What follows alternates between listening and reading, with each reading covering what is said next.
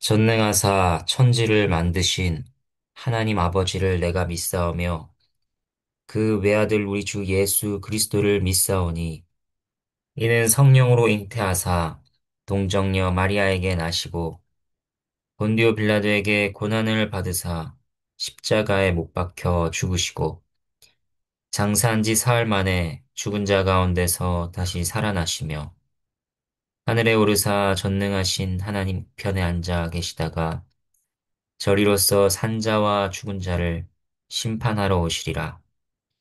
성령을 믿사오며 거룩한 공예와 성도가 서로 교통하는 것과 죄를 사하여 주시는 것과 몸이 다시 사는 것과 영원히 사는 것을 믿사옵나이다. 아멘. 함께 찬양하도록 하겠습니다. 찬송가 364장입니다. 364장 2절과 3절을 함께 찬양하도록 하겠습니다. 내 기도하는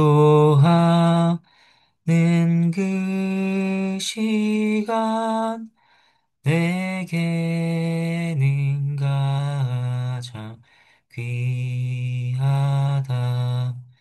저 광야 같은 세상을 끝없이 방황하면서 위태한 길로 나갈 때 주께서 나를 이끌어 그 보좌 앞에 나아가 그는 해받게 하시네. 내 기도하는 그 시간 그때가 가장 즐겁다. 이때 거치는 큰 죄로 내 마음 심히 아파도 참 마음으로 뉘우쳐 다 숨김없이 아뢰면 주 나를 위해 복 주사 새 은혜 부어 주시네. 아멘. 함께 기도하도록 하겠습니다. 하나님 아버지, 이 아침에도 저희를 불러주시고 주의 말씀을 듣게 하심에 감사를 드립니다. 저희의 어리석은 심령이 또 저희의 완고한 마음이 주의 성령의 역사로 말미암아 부드럽게 되며 귀가 열려 하나의 말씀을 마음에 새기고 그 말씀이 삶에 적용되도록 해 주시옵소서. 하나님께 영광을 올려드리는 하루가 되게 해 주시옵소서. 감사를 드리며 예수 그리스도 이름으로 기도합니다. 아멘. 함께 보실 하나님의 말씀은 역대하 30장 1절에서 12절 말씀입니다. 제가 하나님의 말씀을 받들어 읽겠습니다. 히스기야가 온 이스라엘과 유다의 사람을 보내고 또 에브라임과 므낫세의 편지를 보내어 예루살렘 여호와의 전에 와서 이스라엘 하나님 여호와를 위하여 유월절을 지키라 하니라. 왕이 방백들과 예루살렘 온 회중과 더불어 의논하고 둘째 달에 유월절을 지키려 하였으니 이는 성결하게 한 제사장들이 부족하고 백성도 예루살렘에 모이지 못하였으므로 그 정한 때에 지킬 수 없었음이라. 왕과 온 회중이 이 일을 좋게 여기고 드디어 왕이 명령을 내려 브엘세바에서부터 단까지 온 이스라엘에 공포하여 일제히 예루살렘으로 와서 이스라엘 하나님 여호와의 유월절을 지키라 하니 이는 기록한 규례대로 오랫동안 지키지 못하였음이더라. 고발꾼들이 왕과 방백들의 편지를 받아 가지고 왕의 명령을 따라 온 이스라엘과 유다에 두루 다니며 전하니 일렀으되 이스라엘 자손들아 너희는 아브라함과 이삭과 이스라엘의 하나님 여호와께로 돌아오라. 그리하면 그가 너희 남은 자, 곧 아수르 왕의 손에서 벗어난 자에게로 돌아오시리라. 너희 조상들과 너희 형제같이 하지 말라. 그들은 그의 조상들의 하나님 여호와께 범죄하였으므로 여호와께서 멸망하도록 버려두신 것을 너희가 똑똑히 보는 바니라. 그런즉 너희 조상들 같이 목을 곧게 하지 말고 여호와께 돌아와 영원히 거룩하게 하신 전에 들어가서 너희 하나님 여호와를 섬겨 그의 진노가 너희에게서 떠나게 하라. 너희가 만일 여호와께 돌아오면 너희 형제들과 너희 자녀가 사로잡은 자들에게서 자비를 입어 다시 이 땅으로 돌아오리라. 너희 하나님 여호와는 은혜로우시고 자비하신지라. 너희가 그에게로 돌아오면 그의 얼굴을 너희에게서 돌이키지 아니하시리라 하였더라. 보발꾼이 에브라임과 므낫세 지방 각 성읍으로 두루 다녀서 스불론까지 이르렀으나 사람들이 그들을 조롱하며 비웃었더라. 그러나 아셀과 므낫세와 스불론 중에서 몇 사람이 스스로 겸손한 마음으로 예루살렘에 이르렀고 하나님의 손이 또한 유다 사람들을 감동시키사 그들에게 왕과 방백들이 여호와의 말씀대로 전한 명령을 한 마음으로 준행하게 하셨더라. 하나님의 말씀입니다. 하나님께 감사합니다. 이스라엘에는 중요한 절기들이 있습니다. 그 중 하나가 바로 유월절입니다. 유월절은 출애굽 사건에서 비롯된 절기입니다. 이스라엘 백성이 애굽을 떠나기 직전 하나님께서는 열 번째 재앙으로 애굽에 처음 태어난 것을 모두 치셨습니다. 사람이든 짐승이든 첫째는 모두 죽임을 당했습니다. 그러나 이스라엘은 어린 양의 피를 문설주와 임방에 바름으로써 그 재앙을 면했습니다. 하나님의 심판이 그 집을 넘어갔던 것이죠. 그래서 유월절은 하나님께서 피로 구속하신 백성을 심판에서 건지신 것을 기념하는 절기입니다. 하지만 유월절은 단순히 역사의 한 사건을 기념하는 정도의 것이 아니었습니다. 이 절기는 하나님께서 언약 백성을 구원하신 은혜의 상징이었습니다. 여호와께서 애국을 치실 때 이스라엘을 치지 않으신 이유는 그들이 다른 민족보다 의로워서가 아니라 조상 아브라함과 맺으신 언약을 기억하셨기 때문이며 또한 그들을 대신해 죽임당한 어린 양의 피 때문이었습니다. 그러므로 유월절은 이스라엘이 민족적 자긍심을 드러내는 날이 아니라 자신들을 긍휼히 여기신 하나님의 은혜를 기억하며 찬양하는 날이었습니다. 그들은 어린 양의 고기를 먹으며 하나님께서 자신들을 구원하신 은혜를 되새겨야 했고, 무교병을 먹으며 하나님 앞에서 거짓과 위선을 버리고 진실하게 살겠다는 결단을 새로이 해야 했습니다. 또한 쓴 나무를 먹음으로써 구원받기 이전의 고통스러운 노예 생활을 기억해야 했습니다. 유월절은 이스라엘이 독립된 언약 공동체로서 하나님의 통치 아래 새롭게 출발한 국가의 탄생일과도 같았습니다. 그들은 유월절을 지킬 때마다 우리는 피로 구속된 백성이다. 해방된 백성이다. 새로운 시작을 얻은 백성이라 하는 정체성을 되새겼습니다. 그래서 하나님께서는 이 날을 너희 대대로 영원한 규례로 지키라고 명령하셨습니다. 이처럼 유월절은 이스라엘에게 매우 중요한 절기였습니다. 그러나 안타깝게도 솔로몬 이후 이스라엘이 남북으로 분열되면서부터 유월절다운 유월절은 더 이상 지켜지지 못했습니다. 그것은 그들이 하나님 백성임에도 불구하고 하나님의 자비와 구속의 은혜를 잊어버렸다는 증거였습니다. 그들은 이방 나라와 구별된 언약 백성으로서의 정체성을 잃었고 하나님 나라의 통치를 받는 거룩한 민족으로서의 위상을 저버렸습니다. 이러한 가운데 하나님께 대한 열심으로 충만했던 히스기야가 왕으로 즉위했습니다. 그리고 드디어 히스기야로 인해 마땅히 지켜야 할 유월절을 지킬 수 있게 되었음을 보여주는 것이 오늘과 내일 살필 본문의 내용입니다. 1절 보면 히스기야는 먼저 보발꾼들을 통해 온 이스라엘과 유다에 유월절을 지키라는 편지를 보냅니다. 여기서 유다뿐만 아니라 북이스라엘에도 편지를 보냈다 하는 것은 매우 인상적인 점입니다. 당시 북이스라엘은 어떤 상황이었는가? 이미 아수르의 침략으로 주권을 상실한 상태였습니다. 아수르의 포로로 끌려간 사람들을 제외하고 남은 사람들만 살고 있었습니다.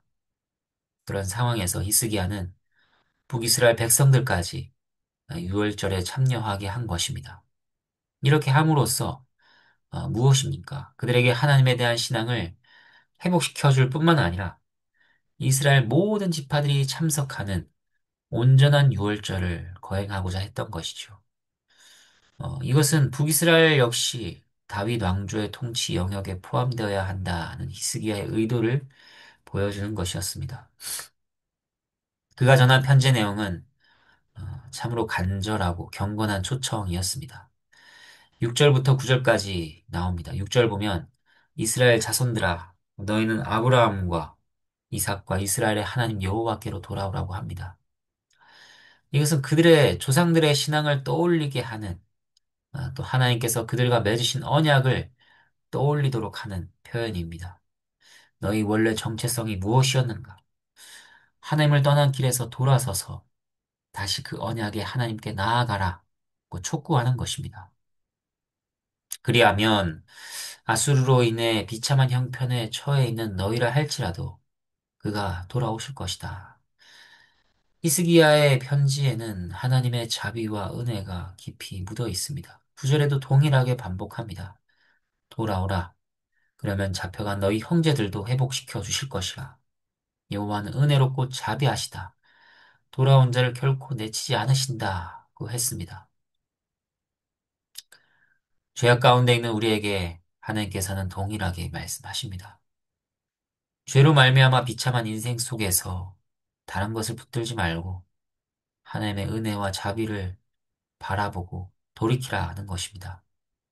이것은 죄인들에게 얼마나 달콤한 말씀인지 모릅니다. 죄인들을 내치시고 그들을 멸하시는 것이 합당합니다. 하지만 하나님께서는 돌아온 죄인들을 결코 그렇게 대하지 않으신다. 긍휼히 여기시고 은혜를 베푸셔서 회복하신다 하는 그 약속은 죄인들에게 새로운 소망을 줍니다. 만약 그러한 하나님의 자비와 은혜로우심이 약속되지 않는다면 우리는 결코 그분께 돌아갈 수 없을 것입니다. 죄인에게 돌아오라는 말씀에서 우리는 하나님의 사랑과 자비를 발견할 수 있어야 하며 감사해야 합니다. 그리고 7절과 8절 보면 히스기야는 북이스라엘의 멸망을 역사적 교훈으로 제시합니다. 너희 아버지와 그 윗세대가 하나님께 범죄했기 때문에 지금 멸망당한 것을 깨달아라. 그래서 너희는 그들과 같이 마음을 완악하게 먹지 말고 여호와께 돌아와 섬기라는 것입니다. 세상에 우연은 없습니다. 모든 일은 하나님의 뜻하신 바, 목적하신 바를 따라 이루어집니다. 하나님은 통치하시는 하나님이십니다. 하나님께서 북이스라엘을 치신 역사를 통해 그들뿐 아니라 우리 역시 깨달음을 얻어야 합니다. 하나님께서는 죄에 대해 징계하십니다. 경고의 말씀 앞에 어떤 사람들은 마음을 더 완악하게 먹습니다. 그리고 이렇게 그들은 말합니다. 죄를 벌하시는 그런 하나님을 나는 인정할 수 없다. 징계하신 하나님을 두려워하며 나는 살고 싶지 않다. 차라리 내 의지와 힘과 노력으로 자립하여 자유를 쟁취하겠다. 그러나 그것은 얼마나 어리석은 말인지 모릅니다. 그들은 하나님께서 어떤 분이신지 또 하나님의 역사가 무엇인지 모릅니다. 신자는 그렇게 말하지 않습니다. 신자는 하나님의 징계가 사랑이며 은혜인 것을 압니다. 하나님께서 선하시다는 것을 압니다. 그분이 오르시다는 것을 압니다. 그분의 높으신 어민을 압니다. 그래서 신자는 하나님을 떠나려는 죄의 부패한 흔적을 자신 안에서 날마다 발견하지만 그것에 이끌려 사는 것이 아니라 날마다 죄에 대하여 죽고 의에 대하여 살아가도록 하나님께 돌이킵니다. 그러한 은혜가 우리 안에 더욱 풍성해지기를 바랍니다. 히스기야의 편지를 통해 전달된 그 간절한 호소와 복된 초청을 듣고 사람들의 반응은 무엇이었는가? 10절부터 12절에 나옵니다. 대부분의 사람들은 그 말씀을 듣고 조롱하며 비웃었습니다. 하나님의 심판으로 멸망을 겪은 가운데서도 여전히 그분의 자비로운 초청을 비웃고 조롱했다 하는 것은 참으로 아이러니한 일입니다. 죄인의 어리석음과 악함이 어느 정도인가 하는 것을 우리는 이 모습에서 확인할 수 있죠. 인간은 하나님의 긍휼과 회복의 기회가 주어졌음에도 불구하고 자기 고집과 교만에 갇혀 그 손길을 거절합니다. 예수 그리스도의 복음을 거부한 것도 마찬가지입니다. 그것은 결코 작은 죄가 아닙니다. 작은 실수나 어리석은 정도가 아닙니다. 하나님의 아들과 그 복음을 멸시하는 것은 참으로 어리석고 끔찍한 죄악입니다. 그러나 11절 보면 그 가운데서도 몇몇 사람들이 스스로 겸손한 마음으로 예루살렘으로 올라왔다 하는 것을 보여주고 있습니다. 하나님께서 히스기야의 마음을 감동시키시고 많은 보발꾼들이 수고하도록 하신 것은 바로 이들을 위한 것이었습니다. 그것은 결코 낭비이거나 헛된 일이 아니었습니다. 비웃음과 조롱이 가득한 가운데서도 하나님께서는 소수의 택한 백성을 건져내셨습니다. 그 한 영혼은 천하보다 귀한 존재였습니다. 또한 12절은 유다 사람들에게 하나님께서 감동을 주셔서 유월절을 지키게 하셨다 기록합니다. 결국 이 모든 일의 배후에 하나님의 주권적인 은혜와 역사하심이 있었음을 우리는 볼 수 있습니다. 우리의 복음 사역과 신앙의 증거도 마찬가지입니다. 세상은 조롱하고 비웃을지라도 하나님께서는 그 가운데서 반드시 택하신 영혼을 불러내십니다. 그러므로 우리가 하나님의 말씀을 전할 때 우리는 하나님의 일하심을 확신하며 인내하고 순종해야 합니다. 교회의 부흥도 개인의 회복도 공동체의 변화도 하나님의 감동하심이 없이는 일어날 수 없습니다. 우리는 하나님의 은혜를 구하며 하나님의 손을 의지해야 합니다. 조롱과 냉소로 가득한 시대 속에서도 하나님의 은혜는 여전히 역사하고 있습니다. 마지막으로 살필 것은 유월절을 지킨 때입니다. 이 2절과 3절을 보면 둘째 달에 지키려고 했다고 합니다. 원래 유월절은 1월에 지키는 절기입니다. 그런데 왜 둘째 달에 지키기로 한 것인가? 당시 성결을 완수한 때가 유월절 준수 기간이 지나가는 상황이었습니다. 그리고 3절과 같이 근본적인 원인으로는 성결케 한 제사장이 부족했다는 것입니다. 16년간 계속된 아하스의 악정 때문에 제사장 임직식이 이루어지지 못했던 것입니다. 당시 스스로를 성결케 한 제사장은 부족할 수밖에 없었습니다. 그런데 민수기 9장을 보면 예외의 상황에서는 둘째 달이라도 유월절을 지키도록 하는 규례가 나옵니다. 그렇게 해서라도 지키라 하는 것이죠. 그래서 제사장 임직식을 거행하지 못한 이들로 합법적인 임직식을 거쳐 제사장으로 세움을 입게 하고 그릇 행하던 이들이 회개하며 다시금 하나님 앞에 헌신하도록 준비해서 둘째 달에 유월절을 지키게 됩니다. 이제 말씀을 정리하겠습니다. 우리는 히스기야를 통해 유월절의 은혜를 다시 회복시키시는 하나님의 역사를 살펴보았습니다. 잊혔던 절기를 다시 세우시고 조롱과 냉소 속에서도 겸손히 응답하도록 몇몇을 부르시며 또 온 유다의 마음을 감동시키신 분은 하나님이십니다. 오늘 우리 안에도 회복되어야 할 유월절의 은혜가 있지 않습니까? 하나님께서 피로 구속하신 은혜를 다시 기억하며 죄에서 돌이켜 하나님께로 돌아가는 참된 예배를 회복할 새 날을 하나님께서는 오늘 또 우리에게 허락해 주셨습니다.